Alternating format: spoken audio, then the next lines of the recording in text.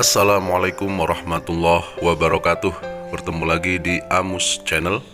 Pada video ini kita akan membahas mata pelajaran fikih kelas 9 Madrasah Tsanawiyah di semester 2, yaitu bab yang ke-6 tentang pengurusan jenazah dan harta waris. Dan pada video ini kita akan membahas pengurusan jenazah terlebih dahulu. Pengurusan jenazah.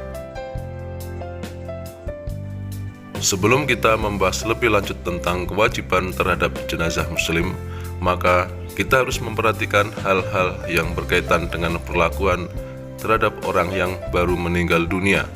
Orang yang menyaksikan peristiwa meninggalnya seseorang hendaklah melakukan hal-hal sebagai berikut. 1. Memejamkan matanya sampai tertutup rapat. Jika matanya terbuka, hendaklah ia menyebutkan kebaikan, mendoakan dan memintakan ampun atas dosa-dosanya. Hal ini berdasarkan hadis Rasulullah sallallahu alaihi wasallam. Idza hadartum mautakum fa ahmidul basara fa innal basara yatba'ur ruha wa qulu khairan fa innal malaikata tu'minu ala ma qala ahlul bait. Rawahu Ibnu Majah. Apabila kamu menghadapi orang mati, hendaklah kamu pejamkan matanya, karena sesungguhnya mata itu mengikuti ruh, dan hendaklah kamu mengucapkan yang baik, maka sesungguhnya ia malaikat mengamini menurut apa yang diucapkan oleh keluarganya. Hadis riwayat Ibnu Majah. 2. Mulutnya dikatupkan dengan mengikatkan kain dari dagu sampai kepala. 3. Melenturkan sendi-sendi dalam tubuhnya dengan perlahan. 4.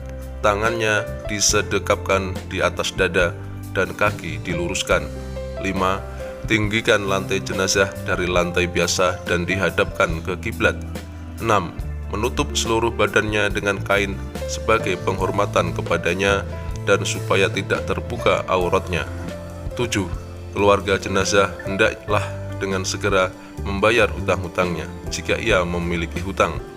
8. Menyebarluaskan berita kematiannya kepada kerabat dan handai taulan. 9. Jangan menjerit-jerit atau meratapi jenazah. 10. Menyegerakan pengurusan jenazah dari memandikan, mengafani dan menyolati dan menguburkan jenazah sebagaimana sabda Rasulullah sallallahu alaihi wasallam.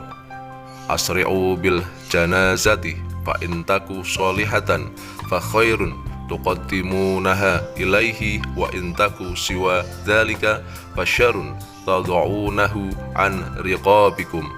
Rawahu Abu Dawud. Segerakanlah pemakaman jenazah. Jika ia termasuk orang-orang yang berbuat kebaikan, maka kalian telah menyajikan kebaikan kepadanya, dan jika ia bukan termasuk orang yang berbuat kebaikan, maka kalian telah melepaskan kejelekan dari pundak-pundak kalian. Hadis riwayat Abu Daud. Ada beberapa kewajiban orang-orang muslim terhadap jenazah, yaitu memandikan, mengafani, menyolati, dan menguburkan. Hukum perawatan jenazah ini adalah fardu kifayah, yaitu kewajiban yang ditujukan kepada orang banyak. Tetapi apabila sebagian dari mereka telah mengerjakannya, maka gugurlah kewajiban bagi yang lain.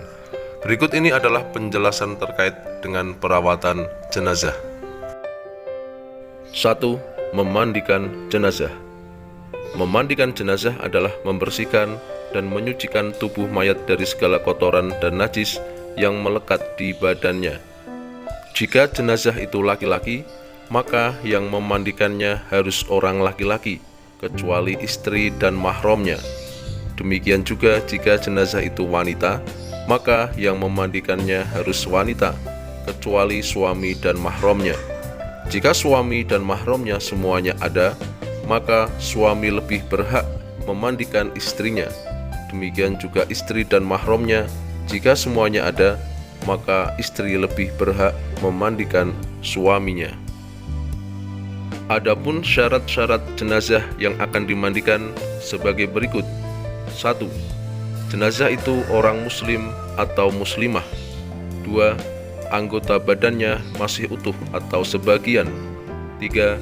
keadaan jasadnya masih utuh dan belum rusak. Adapun syarat-syarat orang yang memandikan jenazah sebagai berikut. 1. Muslim, berakal sehat dan baligh. 2. Berniat untuk memandikan jenazah. 3. Amanah, bisa dipercaya dan mengetahui tata cara dan hukum memandikan jenazah. Adapun orang-orang yang berhak memandikan jenazah antara lain: 1. Suami atau istri jenazah atau mahramnya, sebagaimana sabda Rasulullah Shallallahu Alaihi Wasallam, "Mal dorroki lau mitti qabli fakossaltuki wa kaffantuki thumma sallaitu alaiki wa dafantuki." Rawahu Ahmad.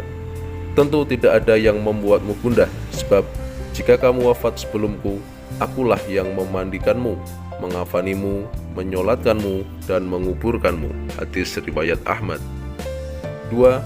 Jika diserahkan kepada orang lain, maka yang memandikan hendaklah orang-orang yang terpercaya.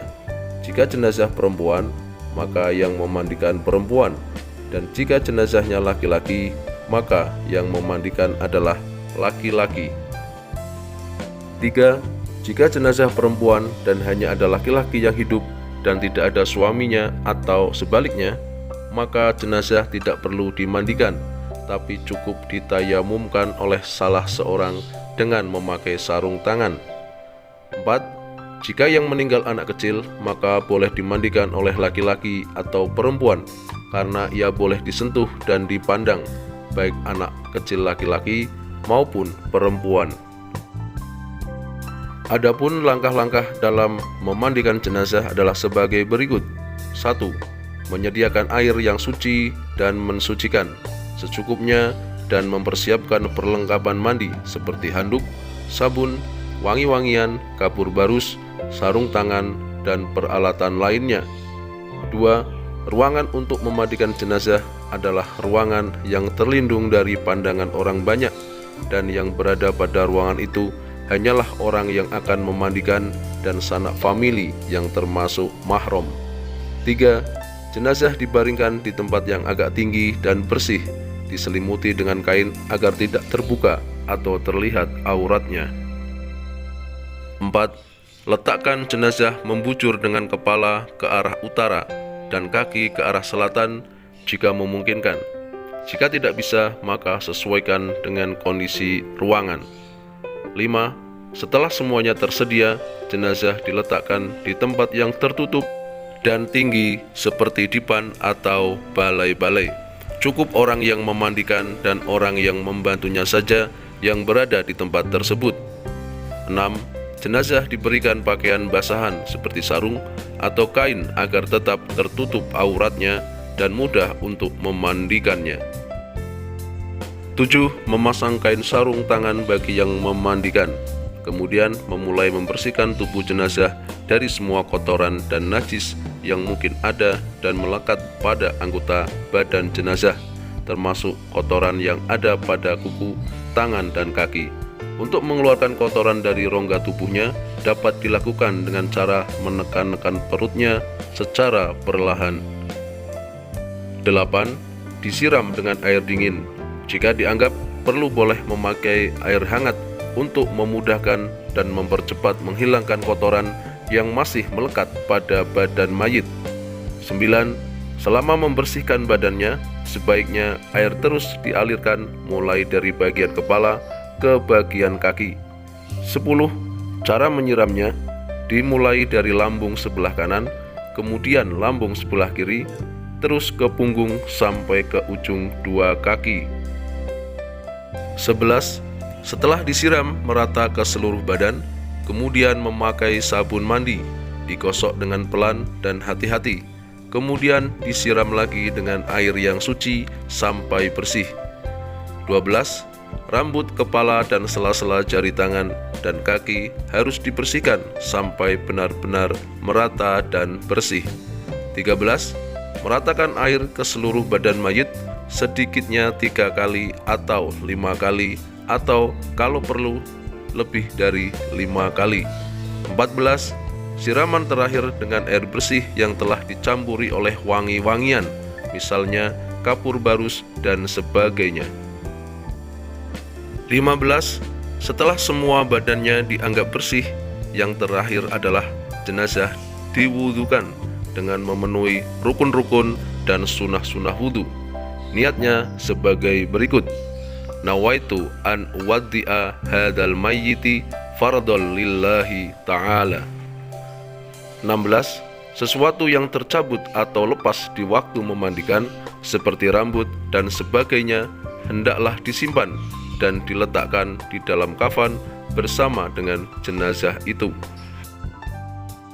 Adapun jenazah yang tidak mungkin dimandikan karena sesuatu hal misalnya terbakar, maka caranya cukup ditayamumi sebagaimana tayamum untuk sholat. Tata caranya sebagai berikut: 1. Tebahkan tangan di dinding atau tanah yang bersih, kemudian diusapkan pada muka dan kedua ujung tangannya sampai pergelangan jenazah. 2. Bagi wanita yang meninggal yang di lingkungan laki-laki atau laki-laki meninggal di kalangan perempuan, sementara orang yang sejenis tidak ada, maka cukup ditayamumkan juga. Orang yang menayamumkan wajib menggunakan kain pelapis berupa sarung tangan.